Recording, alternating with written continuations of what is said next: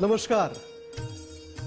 મર્યાદા પુરુષોત્તમ ભગવાન શ્રી રામ અને ભગવાન શ્રી રામની જન્મભૂમિ એટલે અયોધ્યા.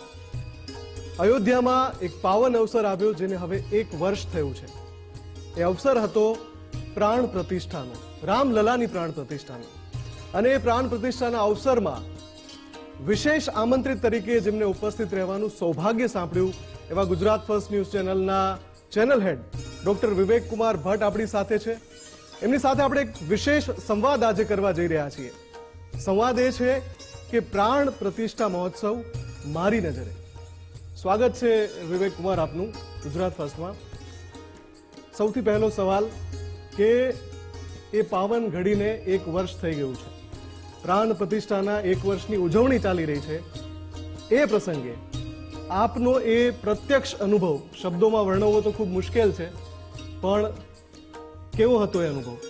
બિલકુલ મુફદ્દલ, હું આપને મારો અનુભવ શેર કરવાની થોડી હિંમત કરી રહ્યો છું, કારણ કે જે અનુભવ થયો એને શબ્દમાં કહેવું બહુ મુશ્કેલ છે.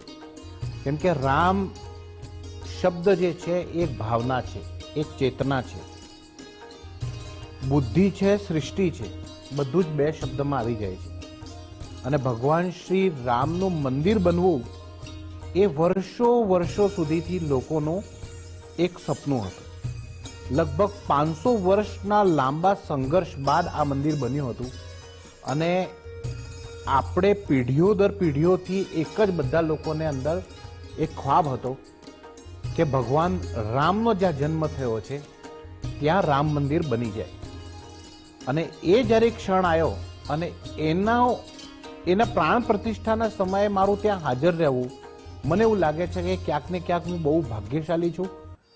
અને બીજું એવું લાગે છે કે એ જે ક્ષણ હતો એને આજે બી યાદ કરીએ તો એટલો જ તાજો છે.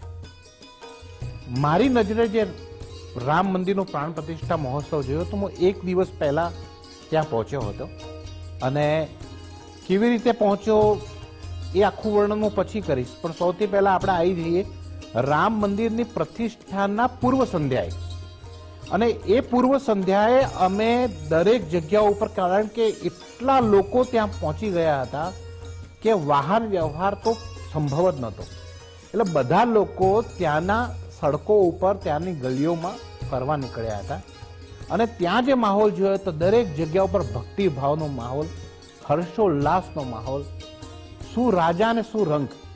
મોટા મોટા ઉદ્યોગપતિઓથી લઈને ગરીબમાં ગરીબ માણસ બી રામ મંદિર આવે છે, રામ મંદિરનો પ્રાણ પ્રતિષ્ઠા થાય છે એના માટે હર્ષોલ્લાસ હતો. કોઈ ગાતું હતું, કોઈ નાચતું હતું, ભજન મંડળીઓ થતી હતી, અલગ અલગ વેશભૂષાઓમાં સાધુ સંતો આવી રહ્યા હતા. કેટલાક સાધુ સંતો તો હિન્દી ભાષા નહોતી જાણતા, એ લોકો સાઉથમાંથી આવ્યા હતા. કેટલાક સાધુ સંતો અરુણાચલ પ્રદેશથી આવ્યા હતા, મિઝોરમથી આવ્યા હતા, નાગાલેન્ડથી આવ્યા હતા. કેટલાક સાધુ સંતો હિમાલયથી આવ્યા હતા. દેશના બધા જ રાજ્યોમાંથી કોઈ ને કોઈ ત્યારે એ ગલીઓમાં વિચરણ કરતું મને જોવા મળ્યું. એ લોકોની લાગણી હતી કે આખા દેશમાંથી લોકો ત્યાં હાજર હતા. એટલે મિની ભારતનું સ્વરૂપ અયોધ્યાની ગલીઓમાં જોવા મળતું હતું. અને અયોધ્યા શણગારી બી એ રીતે હતી કે ભગવાન શ્રી રામનો જન્મ થતો હતો ત્યારે ત્રેતા યુગમાં તો કોઈ જોયું નથી કે કેવો શણગારે હશે અયોધ્યા. પણ એ શણગાર જો જોવો હતો તો ત્યારે પ્રાણ પ્રતિષ્ઠાના 1 દિવસ પહેલા અમે જોયું કે આખી અયોધ્યામાં એક અલગ જ ખુશ્બુ હતી, અલગ જ રોનક હતી, અલગ જ ભાવ હતા. એવું લાગતું હતું કે દરેક ક્ષણે આપણને અનુભૂતિ થાય છે કે ભગવાન રામ અહીંયા જ છે. એ ભાવનાઓના કારણે, કારણ કે જેવી તમે ભાવના કરો એવા જ તમને દર્શન થાય. આવું રામાયણમાં બી લખેલું છે, રામચરિત માનસમાં બી લખેલું છે કે જેવી જેવી તમે ભાવના કરો એવા એવા દર્શન થાય. એટલે અલગ અલગ લોકો અલગ અલગ પ્રકારની ભગવાન રામની ભાવના કરતા હતા અને એમને અલગ અલગ સ્વરૂપમાં ભગવાન રામ દેખાતા હતા. મને તો ત્યાં દરેક વ્યક્તિમાં રામ દેખાયા છે, નાના છોકરાઓમાં રામ દેખાયા છે. કેટલા અલગ અલગ ધર્મોના લોકો આવ્યા હતા. બધા લોકો ભગવાન રામની હિન્દુ ધર્મથી જોડી દે છે હિન્દુ ધર્મના આરાધ્ય દેવ છે, પણ રામ બધાના છે. રામ શબ્દ એટલે શું?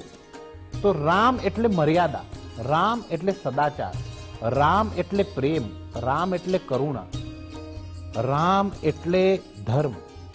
અને ધર્મ કોઈ બી હોય, સદધર્મ સદકર્મ, આ જ વ્યાખ્યા રામ શીખવાડે છે. ભગવાન રામ જે છે એ બધામાં વિદ્યમાન છે ને રામ સબકે હૈ और सबके अंदर राम है. આ એક લાઈન જો આપણે જોવા મળે તો એ ત્યારે પ્રાણ પ્રતિષ્ઠા મહોત્સવ જોવા મળતી હતી કે રામ સબ में है और सब में राम है. એટલે રામની દ્રષ્ટિથી જ બધા લોકો ત્યારે બધા પહોંચ્યા હતા કે ભગવાન રામના દર્શન બધા લોકોએ ये न કે પ્રકારે ભગવાન રામના દર્શન કરી લીધા હતા. આખી રાત અમે વિચરણ કર્યું. બહુ ઠંડીનો સમય હતો પણ રામનું ભજન કીર્તન, હનુમાન ગઢીમાં હનુમાન લાલાના દર્શન, ત્યાં અખંડ રામધૂન ચાલતી હતી અને લોકોને જોઈ જોઈને જ એવું લાગ્યું કે આ તો આખા ભારત દેશના દર્શન થઈ ગયા છે. અને કેટલાક સેલિબ્રિટી, એવા સેલિબ્રિટી જેને આપણે ફિલ્મોમાં જોઈએ છે, જેમને ખાલી આપણે કેમેરામાં જોઈએ, ટીવીમાં જોઈએ, એ બધા સેલિબ્રિટી ત્યારે અયોધ્યાની સડકો ઉપર હતા. અને આ દ્રશ્ય જે હતું કે બધા જ પ્રકારના, બધા વર્ણ સમજી લો, બધા ધર્મ સમજી લો, બધા લોકો સમજી લો, બધું આયુના લોકો, નાના નાના છોકરા બી જોયા, વયોવૃદ્ધ બી જોયા, 100 વર્ષના બી લોકો જોયા અને બિલકુલ 6 મહિનાના છોકરાઓ બી જોયા. ને બધા લોકો ભગવાન રામની ભક્તિમાં લય હતા. આ એક અનોખી ભક્તિ જોઈ, અલગ જ પ્રેમ જોયો અને એ જ ભગવાન રામ છે. બીજા દિવસે સવાર એટલે આખી રાતર તો ઊંઘ જ નહોતી આવી કોઈને, કારણ કે બીજા દિવસે ભગવાન રામના દર્શન કરવાના હતા. ભગવાન રામની પ્રતિમા કેવી છે એ બધા લોકોએ મીડિયામાં જોઈ લીધું હતું, પણ સાચા અર્થમાં પ્રાણ પ્રતિષ્ઠા બાદ ભગવાનની રામની મૂર્તિ કેવી દેખાય છે એ લોકોને જોવી હતી. અને ભગવાન રામની મૂર્તિની પ્રાણ પ્રતિષ્ઠા પહેલા બધા જ યજ્ઞ હવન ચાલુ જ હતા, કન્ટિન્યુઅસ ચાલુ હતા. અને જે વૈદિક સનાતની સંસ્કૃતિમાં જે બી આના વિધાન છે એના પ્રકારે, એના પ્રમાણે આ રામ જન્મભૂમિમાં રામ મંદિરનું પ્રાણ પ્રતિષ્ઠા કરવામાં આવી હતી. એટલે એ મંત્રોચ્ચારની ધ્વનિ બી સતત હતી. જેવા અમે રામ મંદિરના પ્રાંગણમાં ગયા, જબરદસ્ત વિશાળ મંદિર આંખોના સામે હતું અને પૂરું મંદિર શણગારેલું હતું. ચારે બાજુ લોકો હતા, અલગ અલગ ઝોન બનાયેલા હતા અને એ ઝોનમાં બધા જ સાધુ સંતો, આખા દેશના સાધુ સંતો ત્યાં જોવા મળ્યા.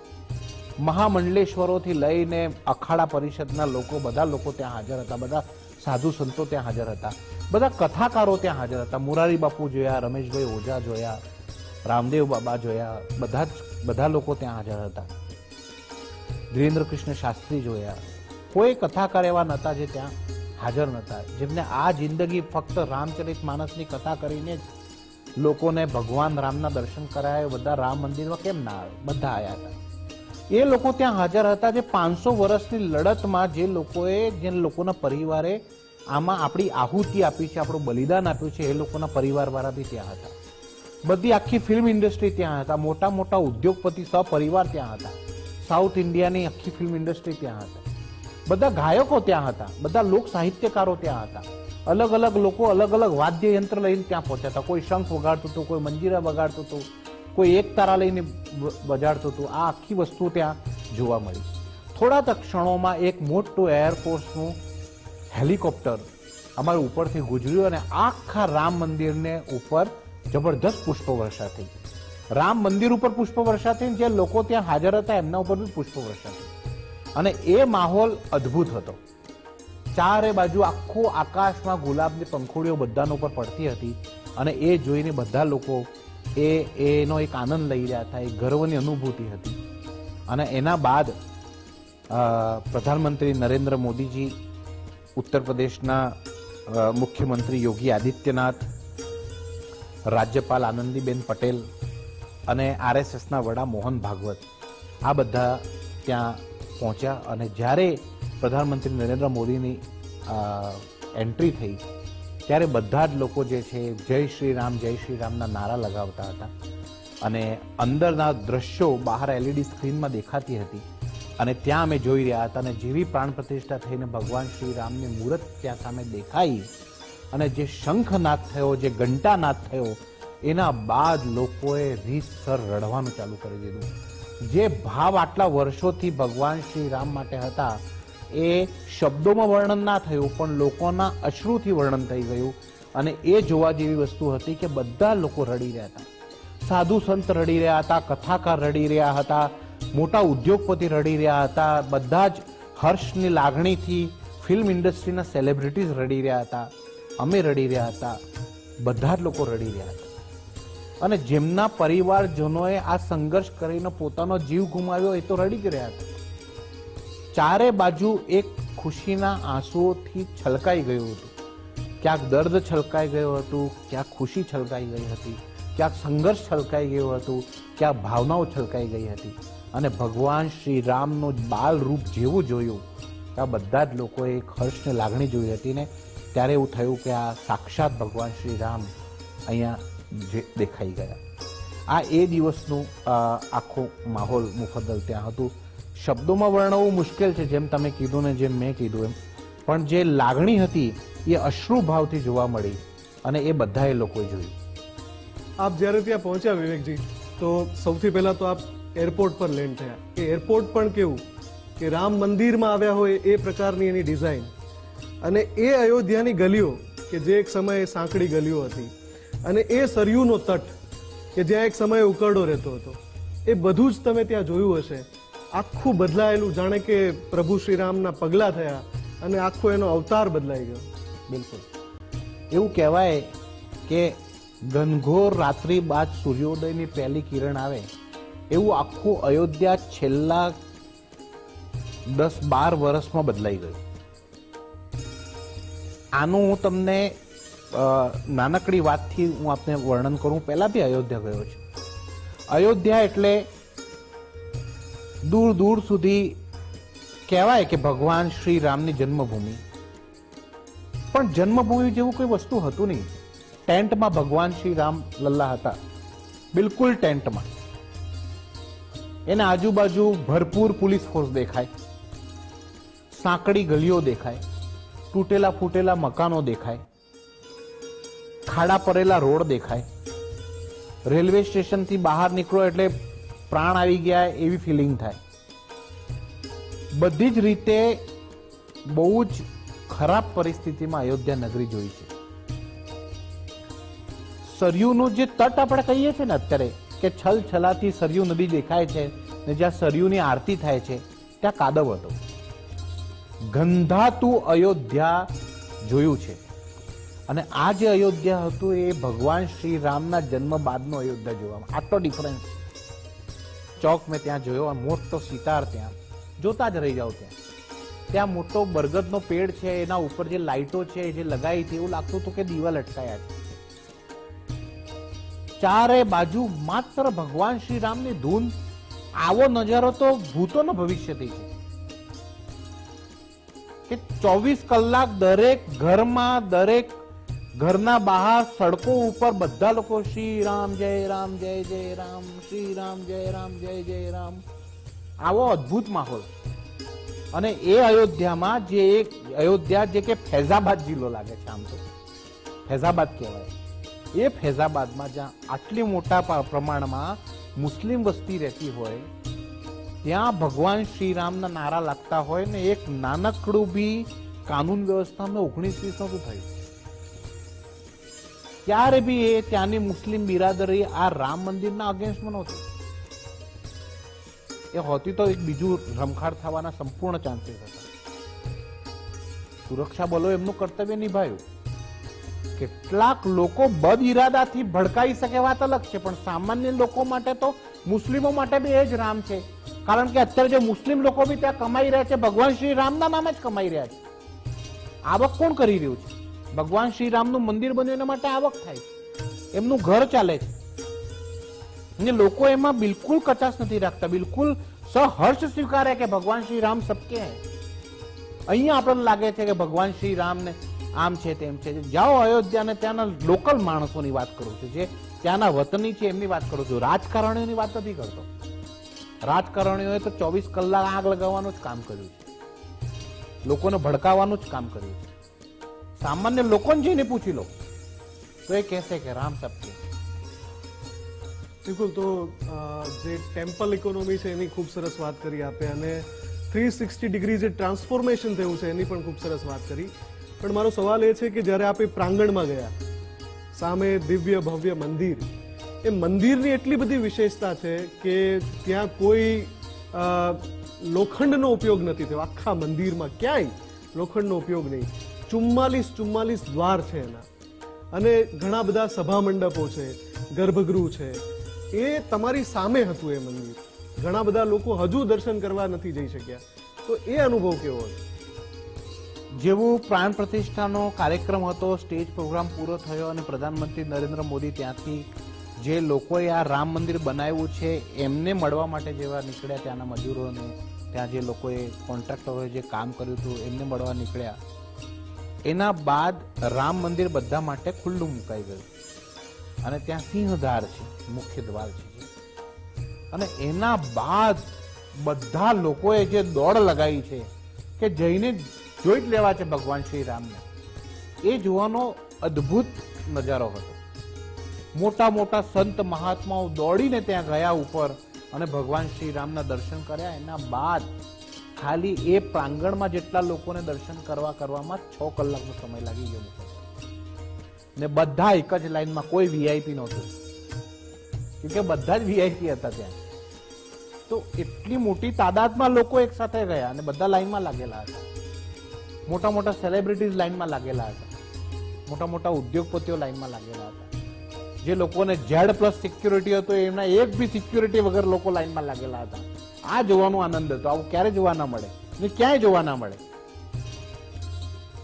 બિલકુલ. અને જે રામલલાની જે પ્રતિમા છે એ પ્રતિમા ઘણા બધા એમાં વિકલ્પ હતા. પછી એ સમિતિએ સાથે મળીને ચર્ચા વિચારણા કરી, ગહન ચર્ચા વિચારણા થઈને જે અંતિમ જે પ્રતિમા જે ત્યાં પ્રતિષ્ઠા કરવામાં આવી, એના ઉપર જે ભાવ છે એ પ્રતિમા પર આપણે એમ લાગે કે હમણાં રામલલા બોલી ઉઠશે, હમણાં સંવાદ કરશે. એ પ્રતિમા આપે જોઈએ, એ અનુભવ કેવો હતો? બિલકુલ. એ પ્રતિમા ભગવાનનો બાલ સ્વરૂપ છે, ભગવાનના બાલ્યાવસ્થાનું સ્વરૂપ છે. ને બીજા ફર્સ્ટ ફ્લોર ઉપર રામ દરબાર છે. તો બાલ્યાવસ્થાના ભગવાન શ્રી રામ કેવા હશે એ મૂર્તિ જોઈને ખબર પડી જાય કે આવા જ હશે. ને રામ જે છે, મેં કીધું ને કે રામ જે છે એ ચેતના છે. જેવી જેવા જે ભાવ કરે એવા જ રામ એમને દેખાય. તો એ બોલતી મૂર્ત છે. ભગવાન શ્રી રામને જે મૂર્તિની જે પ્રાણ પ્રતિષ્ઠા થઈ છે એ બોલતી મૂર્ત છે. જ્યારે ફક્ત મૂર્તિ હતી ને એના બાદ જ્યારે પ્રાણ પ્રતિષ્ઠા થઈ એ મૂર્તિ, એ બંનેમાં જમીન આસમાનનો અંતર હતો. મૂર્તિ એ જ છે, પથ્થર એ જ છે, પણ જ્યારે એના શિલ્પકાર જેમને આ મૂર્તિ બનાવી છે એમનો ઇન્ટરવ્યુ આવ્યો ને એમને કીધું, એ રડી પડ્યા. અમને એમનો મીડિયામાં બયાન છે, તમે જોજો. એમને એવું કીધું કે જે મૂર્તિ મેં બનાવી છે ને એ મૂર્તિ આ છે જ નહીં, આ તો કોઈ અલગ જ સ્વરૂપ છે, દિવ્ય સ્વરૂપ છે. આ જેને શિલ્પકાર છે એમનું સ્ટેટમેન્ટ છે. એટલે મેં એ જ તમને કીધું કે એમને અંદર બી જે ભાવ આવ્યા એવી એમની મૂર્તિ દેખાઈ. જેને જે બનાવ્યું છે કે છે કે મેં આવું બનાવ્યું જ નહોતું, આ તો અલગ જ મૂર્તિ સામે આવી છે. તો આ જ વાત છે, બધી વસ્તુ ભાવની છે. તમારા મનમાં કેવા ભાવ છે એવું જ તમને દેખાય. અને એવું જ બધા લોકોએ ત્યાં જોયું. ઘણા બધા લોકોએ ત્યાં જઈને અવ્યવસ્થાઓ બી જોઈ હશે. તો એમના મનમાં એવો ભાવ હશે તો અવ્યવસ્થાઓ જોઈ. બાકી મને ત્યાં એ સમયે કોઈ માણસ એવું ના લાગ્યું કે કોઈને અવ્યવસ્થાઓ જોઈ હશે. એટલી જબરજસ્ત ઠંડી હતી. એટલા બધા લોકોને અયોધ્યાએ ક્યારે આટલા મોટા સંખ્યામાં લોકોને જોયા જ નથી. પીઢીઓ નીકળી ગઈ. તો 500 વર્ષનો સંઘર્ષ હતો. આટલા વર્ષોથી ત્યાંના લોકોએ ક્યારે આટલી વધારે પબ્લિક જોઈ જ નથી. ને અચાનક આટલા મોટા પાયે પબ્લિક આવવાનું ચાલુ થઈ જાય તો બટ ઓબ્વિયસ છે એ શહેરને બી સંભાળવામાં ટાઈમ નીકળી જાય. ઘણી બધી વસ્તુઓ છે, પણ આ એક દાખલો છે, આખા વિશ્વ માટે એક દાખલો છે કે રોજગારીની તકો, માનવ જીવનનો ઉદ્ધાર. જે આપણે કહીએ કે ભગવાન બધાનું ઉદ્ધાર કરે છે, ભગવાન બધાનું ઉત્થાન કરે છે, ભગવાન બધાને સુરક્ષા આપે છે, ભગવાન બધાને સુખ શાંતિ સમૃદ્ધિ આપે છે. તો ભગવાન આપે છે, ભગવાન કોણે જોયા નથી. પણ અયોધ્યામાં તમે જશો તો એક રામ મંદિર થવાથી લોકોનું ઉત્થાન બી થયું છે, ઉદ્ધાર બી થયું છે, રોજગારી બી વધી છે, અને ત્યાં આખું 360 ડિગ્રી ચેન્જ બી થયું છે. તો એ જ તો છે ભગવાન આવું બધું કરે છે, સુખ શાંતિ સમૃદ્ધિ આપે છે, ત્યાં લોકોને સુખ શાંતિ સમૃદ્ધિ આપી છે, સુરક્ષા આપે છે. અયોધ્યામાં જેટલી સુરક્ષા છે એટલે આખા દેશમાં ક્યાંય નહીં મળે તમને. હાઈલી સિક્યોર ઝોન છે, નો ફ્લાઇંગ ઝોન. તો આજ તો છે, બધું તો મળ્યું, સુખ મળ્યું, શાંતિ મળી, સમૃદ્ધિ મળી, સુરક્ષા મળી, રોજગારી મળી, જીવન આનંદમય થયું, ડેવલપમેન્ટ થયું, વિકાસ થયો, અને આ જીવન એ વિકાસ મેન્ટેન થશે. રોજના 1 લાખ લોકો આવે છે તો બટ ઓબ્વિયસ છે એટલું જ ટેક્સ સરકારને મળે છે, સરકારને એટલું ડેવલપમેન્ટ કરવું જ પડશે. ને આ તો રિલિજિયસ ઇકોનોમી છે, ટેમ્પલ ઇકોનોમી છે, રિલિજિયસ ટુરિઝમ છે, અને આનાથી તો દેશને એટલું ફાયદો થાય છે. એટલે બધી જ દ્રષ્ટિએ ભગવાન બધું આપે છે. જોવું હોય તો આ જોઈ લો, બધા આપે જ છે. ને અયોધ્યામાં જઈને તમે જોઈ શકો છો, એ આપે છે. બિલકુલ. એક અંતિમ સવાલ, સનાતન ધર્મની સંસ્કૃતિને જોવા જઈએ, ત્રેતા યુગમાં જ્યારે મનુએ આ અવધ નગરીનું નિર્માણ કર્યું, ત્યારથી આ રામલલાની પ્રાણ પ્રતિષ્ઠા થઈ, એટલો સમય, એટલી સદીઓ વીતી, ક્યારેય અયોધ્યા આવી નહીં હોય એવી થઈ ગઈ છે. આધુનિક ભારતના નિર્માણમાં આ પ્રસંગ પણ એક શિલાલેખ જેવો હશે, માપદંડ જેવો હશે. બિલકુલ. મેં આપને કીધું એમ કે આ દેશના ઇતિહાસમાં સ્વર્ણિમ અક્ષરોથી લખાયેલો એવો અધ્યાય છે જેણે એકવાર ફરી એક નવા યુગની શરૂઆત કરી. જેમ ભગવાન શ્રી રામ ત્રેતા યુગમાં કહેવાતા હતા, તો આ એક નવા કલયુગમાં એક નવા અધ્યાય, નવા યુગની શરૂઆત છે. અને તમે જોજો, રામ મંદિર બનવાથી લોકોને અંદરની જે ચેતના, જે હિન્દુ ધર્મની ચેતના, સનાતનની ચેતના પુનર્જાગૃત થઈ છે. જે સનાતન ધર્મ જે છે એ એક પ્રકારે સુષુપ્ત અવસ્થામાં જતો રહ્યો હતું, એ સનાતન ધર્મ આજે રામ મંદિરના નિર્માણ બાદ તમે જોયું હશે જબરજસ્ત જાગૃતિ આવી છે. પહેલા દેશમાં એક માહોલ જે છે ને એ સેક્યુલરિઝમનો માહોલ હતો. અને કેવો સેક્યુલરિઝમનો માહોલ? થોપેલું સેક્યુલરિઝમ હતું. એટલે કોઈ વ્યક્તિને જબરજસ્તી તમે સેક્યુલર બનાવી દીધા એવો માહોલ હતો. આ દેશના લોકતંત્રનું સન્માન છે ને હંમેશાથી સર્વધર્મ સમભાવ હોય જ છે. પણ એક જે માહોલ જે હું તમને કહું છું કે લોકોને એવું થઈ ગયું કે યાર હવે એક નિરાશા આવી ગઈ હતી લોકોને અંદર કે યાર આ દેશમાં આપણે વાત કરીએ પણ આ ક્યાં છે સનાતન ધર્મ? જ્યારે ભગવાન શ્રી રામના અસ્તિત્વ ઉપર સવાલ ઉભા થઈ ગયા હતા અને ભગવાન શ્રી રામ જાતે કટઘરામાં ઉભા કરી દીધા હતા લોકોએ કે રામ હતા, આ જયારે સવાલ પૂછી લીધો હતો ત્યારે બટ ઓબ્વિયસ છે કે આખા સનાતન ધર્મમાં, સનાતની લોકોમાં એક નિરાશા આવી ગઈ હતી ને બધાએ સ્વીકારી લીધું હતું કે હવે જે છે એમ જ રહેવું પડશે. પણ એક રામ મંદિર બનવાથી ને રામ મંદિરમાં પ્રાણ પ્રતિષ્ઠા થઈ અને બાદ જે જનજાગૃતિ અત્યારે તમે સનાતન ધર્મમાં મળે છે એવી આજથી 10 વર્ષ પહેલા નહોતી, એ તમે બી માનશો. આજે ધર્મ સંસદો શરૂ થઈ ગઈ. આજે અલગ અલગ જગ્યા ઉપર તમને અત્યારે મહાકુંભમાં નજારો જુઓ. આજે સવારે જ લગભગ 60 લાખ લોકોએ એક સાથે કર્યું છે. પહેલા બી મહાકુંભમાં આવો જ નજારો હતો, એવું નથી. પણ અત્યારે દેશનો માહોલ જે છે એ રામ મંદિર આવવાના બાદ, પ્રાણ પ્રતિષ્ઠા બાદ બદલાયો છે. છેલ્લા 1 વર્ષમાં દેશનો માહોલ બદલાઈ ગયો છે, આખો દેશનો માહોલ બદલાઈ ગયો. એટલે મેં તમને કીધું ને એક નવા યુગની ફરીથી શરૂઆત થઈ. બિલકુલ. તો આ હતા ડોક્ટર વિવેક કુમાર ભટ્ટ કે જેમણે ભગવાન રામની જે પ્રાણ પ્રતિષ્ઠા થઈ એ શબ્દ સહ વર્ણવી કે કેવું હતો ત્યાંનો માહોલ, કેવું એમણે નજારો જોયો. અને આજે એ અવસરને 1 વર્ષ વીતી ગયો છે ત્યારે એ સંસ્મરણોને આપણે તાજા કર્યા. આભાર અમારી સાથે જોડાવા બદલ. ધન્યવાદ.